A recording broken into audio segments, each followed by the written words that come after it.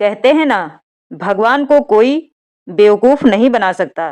लेकिन कई बार भगवान खुद देखने के लिए चुपचाप बैठ जाते हैं कि इंसान कितना चालाक हो सकता है।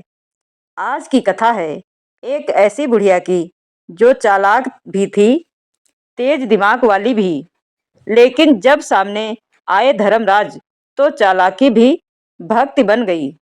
भाई, ये कहानी है उस समय की जब गांव में रेडियो नहीं था, टीवी नहीं था और औरतें दोपहर में चूल्हे के पास बैठकर एक दूसरे को कथा सुनाया करती थीं।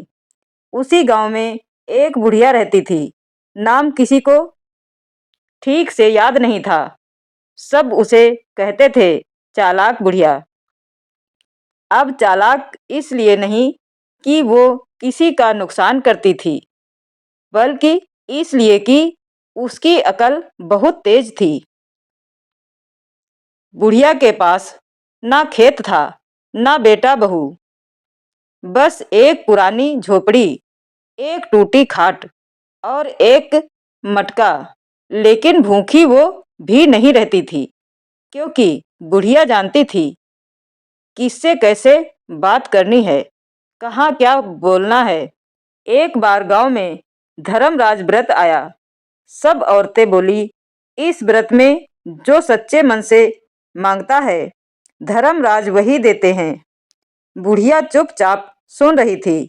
मन में बोली, अच्छा, तो आज भगवान भी देने बैठेंगे। अब बुढ़िया के मन में एक बात आई। बोली, अगर सीधा मांगूंगी तो शायद थोड़ा देंगे, लेकिन अगर उल्टा करूं तो ज्यादा मिलेगा। बस यहीं से उसकी चालाकी शुरू हुई। सब औरतें नहाकर साफ कपड़े पहनकर व्रत करने लगीं। बुढ़िया ने क्या किया, वो ना नहाई ना कपड़े बदले, उल्टे पुरानी फटी साड़ी पहन ली। लोग बोले, अरे बुढ़िया, ये क्या हाल बना लिया। बुढ़िया बोली, अरे बहन, धर्मराज को गरीब ज्यादा पसंद हैं। अब कथा शुरू हुई। सब ध्यान से सुनने लगे, लेकिन बुढ़िया बीच बीच में बोल देती, अरे ये धर्मराज भी बड़े सीधे होंगे। लोगों ने टोका, चुप रह, कथा चल रही है। बुढ़िया मन ही मन हंसती रही। भाइयों और बहनों, अगर ये कथा आपको गांव की दादी नानी की याद दिला रही हो तो मन ही मन जय धर्मराज जरूर बोल देना और एक लाइक कर देना। अब कथा आगे की। ऊपर बैठे धर्मराज सब देख रहे थे। बोले, आज तो बड़ी चालाक आत्मा आई है, चलो इसकी भी परीक्षा लेते हैं। धर्मराज साधु बनकर बुढ़िया की झोपड़ी पर पहुंचे। बोले, माई आज व्रत है, कुछ खाने को मिलेगा। बुढ़िया तुरंत बोली, अरे बाबा, आज तो व्रत है, कुछ नहीं मिलेगा। फिर थोड़ा रुककर बोली, हाँ, अगर आप धर्मराज के आदमी हो तो बात अलग है। धर्मराज मुस्कुराए। माई, तू धर्मराज से क्या मांगेगी। बुढ़िया बोली, महाराज, मैं कुछ नहीं मांगती। धर्मराज बोले, सच। बुढ़िया बोली, हाँ, बस आप लिख लो कि मुझे कुछ नहीं चाहिए। धर्मराज बोले, माई, अगर तुझे कुछ नहीं चाहिए तो तुझे क्या दूं। बुढ़िया बोली, जो नहीं चाहिए वही मत देना, जो चाहिए वो आप समझदार हो, खुद दे देना। धर्मराज हंस पड़े। बोले, माई तू चालाक है। बुढ़िया बोली, महाराज, पेट चालाक बना देता है। धर्मराज अपने असली रूप में आ गए। झोपड़ी में उजाला फैल गया। बुढ़िया ने तुरंत लाठी लेकर धरती छुई। बोली, महाराज, चालाकी माफ कर देना, भूख ने सिखाई है। धर्मराज बोले, माई मांग ले। अब बुढ़िया बोली, महाराज, इतना दे देना कि पेट भी भरा रहे और दिल भी साफ रहे। उस दिन से बुढ़िया के घर कभी अनाज की कमी नहीं हुई। लेकिन सबसे बड़ी बात, बुढ़िया की चालाकी धीरे धीरे भक्ति बन गई। इस कथा से दादी नानी यही कहती थी, भगवान से चालाकी चल सकती है लेकिन धोखा नहीं, और जो चालाकी भूख से पैदा हो वो माफ हो जाती है। धर्मराज अकल नहीं देखते, नाटक नहीं देखते, वो देखते हैं मजबूरी और मन। जय धर्मराज। उस दिन के बाद बुढ़िया की झोपड़ी वैसी की वैसी रही।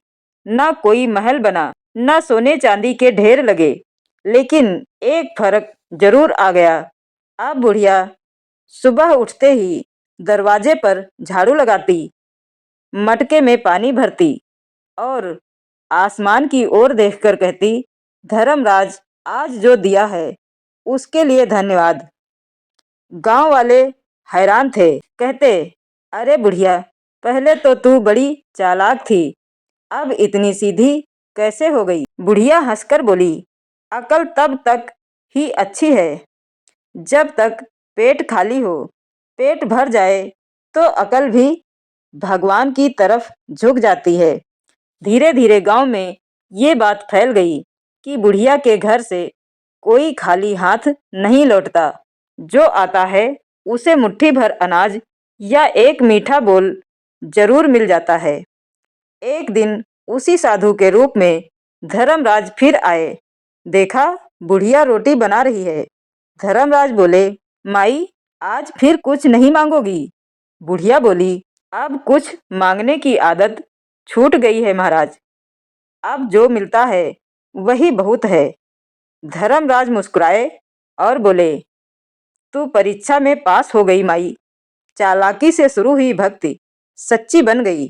कहते हैं भाई, उस दिन के बाद बुढ़िया के चेहरे पर एक अलग ही शांति थी, और जब भी धर्मराज व्रत आता वो बस इतना कहती, साफ मन रखो, पेट की मजबूरी भगवान समझ लेते हैं।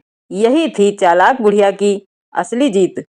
भाइयों और बहनों, अगर ये कथा आपको अपनी दादी, अपनी नानी या अपने गांव की याद दिला गई हो, अगर आपको लगा हो कि भगवान सिर्फ मंदिर में नहीं, गरीब की झोपड़ी में भी मिलते हैं, तो इस वीडियो को मन से लाइक कर देना।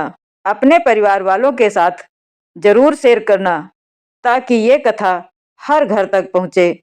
और ऐसी ही गांव की सच्ची, सरल और भाव वाली कथाओं के लिए चैनल को सब्सक्राइब करना और घंटी जरूर दबाना। कमेंट में सिर्फ इतना लिख देना, जय धर्मराज। आपका एक शब्द इस चैनल को आगे बढ़ाता है। जय धर्मराज। हर हर महादेव।